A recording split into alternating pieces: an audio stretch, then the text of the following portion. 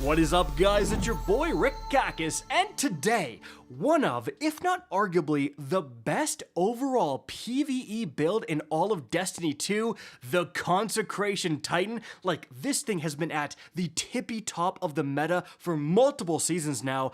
I think this build is getting a lot more powerful in the Edge of Fate, and I've actually made a special version of this build that's meant to take advantage of all of the Edge of Fate changes. And so, let's get started.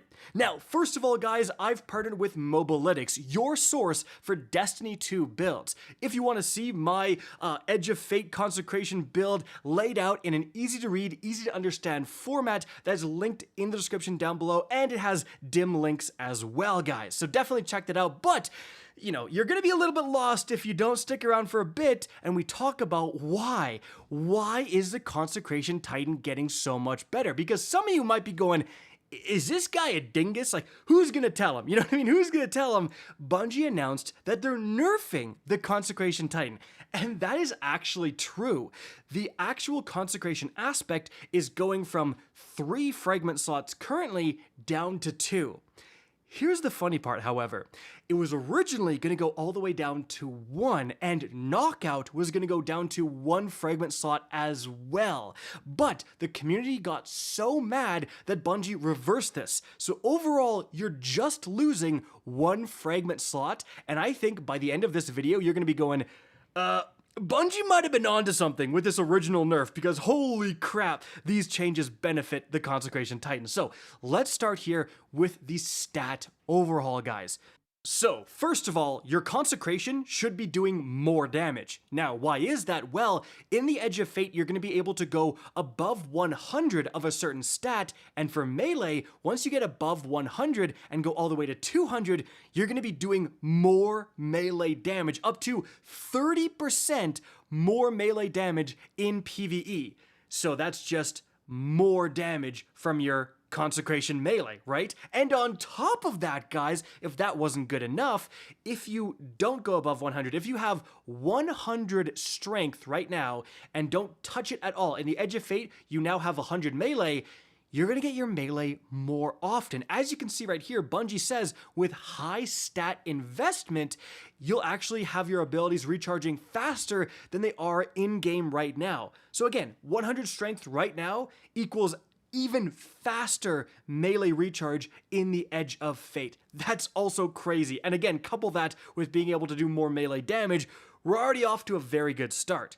Now, very interestingly, Bungie also says that the higher you invest in melee, it's actually going to impact when you get ability energy from outside sources. So the example right here, Demolitionist. If you get a kill with a weapon with Demolitionist and it gives you a chunk of grenade energy, that chunk in the Edge of Fate is going to depend on your stat investment. And if you have 70 to 100 of that stat, so grenade, if you have 100 grenade, you're actually going to be getting a bigger chunk from Demolitionist than you are in the game right now. Now that applies to your melee stat. So again, if you have 100 melee stat in the Edge of Fate, this should apply to your exotic class item and the Spirit of Inmost Light. Like, when you throw your grenade, the chunk of melee energy you get back should be even bigger than it is right now. Now, the downside of this is that it's also going to mean you have to invest in your class stat, which is currently Recovery. Recovery is changing to class, and also you need to invest in your grenade stat to get, you know, chunks for those skills as well, so you can start chaining all 3 skills. But you should have some stats to spare, because resilience is going away. It's becoming the health stat, which is just going to impact how much health you get from an orb of power. And so that means if you have resilience mods on your build, you can switch them off, switch them to melee, switch them to a grenade, whatever you want, because you're just going to natively have the max damage resistance. You don't need to invest into that anymore, which is great, guys. So yeah, with these stat changes, you have the potential to do outright more melee damage, get your melee faster, and get bigger chunks of melee energy when you use stuff like the Spirit of Inmost Light. That's already crazy, but then we get into the new seasonal artifact perks, and guys, these go insane with the Consecration Titan. So, when we look at the subclass layout, we are really building into Stasis. We have Glacial Quake, we have the Glacier Grenade. When we get to the fragments, you'll see we have Facet of Purpose, so that picking up an Orb of Power will give us Frost Armor, as well as Facet of Ruin, so that our Stasis Crystals and Ignitions, obviously, will be better. And we don't have a fifth fragment because that's going away in the Edge of Fate. But the reason we are leaning so hard into Stasis is because Stasis is massively featured in the Edge of Fate. Taking a look at some of the new artifact perks that will influence Stasis, first of all, One with Frost. While Frost Armor is active, Stasis weapons get better reload speed and stability, guys. Alright, so already that's pretty good. Then what's really going to go insane is Fever and Chill. Rapid precision hits with solar weapons grant Radiant. Rapid precision hits with stasis weapons grant Frost Armor. So, because we already have Frost Armor covered with our fragment, we are just using the Tenacious Mastery with Chill Clip, because we really want an easy stasis debuff. You'll see why in a second. But for the Radiant part of things, we are absolutely making the most of this by using the Sunshot Exotic Hand Cannon. Just because this thing is amazing. Anytime solar weapons are featured, the Sunshot pops off because it's just so darn good. But frankly, you can use whatever goated solar weapon. Whatever your favorite solar weapon that can get easy precision hits, definitely throw that on. Now, after that, we have Frost Renewal. While you have Frost Armor, taking critical damage releases a burst that freezes nearby combatants and grants Frost Armor to you and nearby allies. Insanely good with our build. We also have Reciprocal Draw, which could actually give a damage bonus to the Tenacious Mastery if you want this one, but I don't think it's necessary. Then things really start to get insane. We have Cauterized Darkness. Stasis or Strand debuffed non-boss combatants take increased solar damage from all sources. So let me get this straight. I hit an enemy with one shot of my Chill Clip Tenacious Mastery to slow them, or I throw my Glacier Grenade, and then my Solar Consecration and Solar Ignition are gonna do more damage. You couldn't have asked for a better artifact perk for the Consecration build. This is absurdly powerful. Then it gets even crazier, guys, because in the final column, we actually get Shield Crush. While you have Woven Mail, Frost Armor, or a Void Overshield, your melee recharges faster and deals increased damage. Oh, and also, while you're amplified or radiant, your grenade recharges faster and deals increased damage. So with our build, we have the easiest time of getting Frost Armor, and then we're going to be getting more melees than ever because of the recharge, and they're going to do even more damage. Oh, and if we hit a stasis debuffed, a slowed target, they do even more damage. Again, like you literally could not ask for more powerful seasonal artifact perks that benefit this build. Shield Crush was actually in the game before in a previous season, and yeah, the Consecration Titan was like the best build in that season, specifically because of Shield Crush.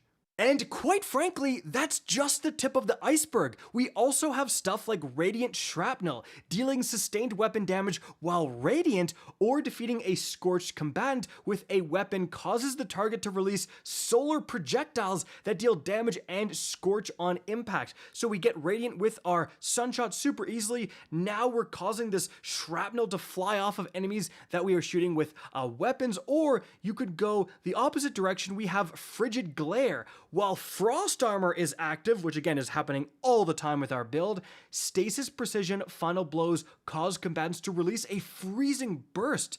So it's that exotic Stasis Trace Rifle, the Agris, whatever it's called, like it's that effect for all of your stasis weapons. That is also crazy. Now, we're not speccing into that with this build, but with a few weapon changes, putting on a stasis machine gun. Right now, we just have the versus chill inhibitor because it's such a good stasis weapon overall. But again, you could easily put on a stasis machine gun to get Frigid Glare, and then you are absolutely clapping with this artifact perk. So guys, like as you can see, not only will these stat changes result in even more consecration damage and usage, but you also have these artifact perks that with a quick spec into stasis, which we can easily do and is super good with the consecration build, by the way, Facet of Ruin for shatters and all that stuff, like we are getting massive benefits to our survivability, to our melee damage output, to our melee regen. Like,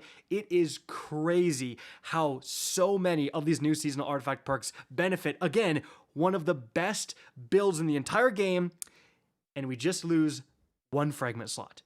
So again, as you can see, like, doesn't sound so bad after all. So yeah, I don't think, the consecration build is getting nerfed. I think it's going to be insane next season. Now, just to round things up, the exotic class item I am going to be using is Spirit of Inmost Light plus Spirit of Syntheseps. I also think Spirit of Contact is pretty good, by the way, if you do have one with that and you don't have Syntheseps. And also going to be showcasing all of the armor mods here as well quickly. Again, you can either pause it or just click the link in the description down below. It's going to have all this stuff laid out on Mobalytics. But overall, guys, again, like, you can make this build, and as soon as the Edge of Fate launches, if you don't touch anything, it should be completely functional and likely performing even better. You're just going to want to move around some of the stat mods. Like right now, everything is capped at 100 of a certain stat just because it's pointless going over. But when the Edge of Fate launches, obviously moving a lot of those resilience mods onto melee, so hopefully you can get over 100 melee. That's a very good idea. So guys, that's it for the video. Hope you enjoyed and found this informative. If you did, please remember to help me out by simply rating and especially sharing this video. If you guys want to see more Destiny 2 content similar to this, don't be afraid to slap that subscribe button. If you want to get in touch with me and keep up to date with the latest channel activity, the best way is to follow me on Twitter at RickCacus. That is linked in the description down below. Again, I hope you enjoyed the video, and as always, have a good day.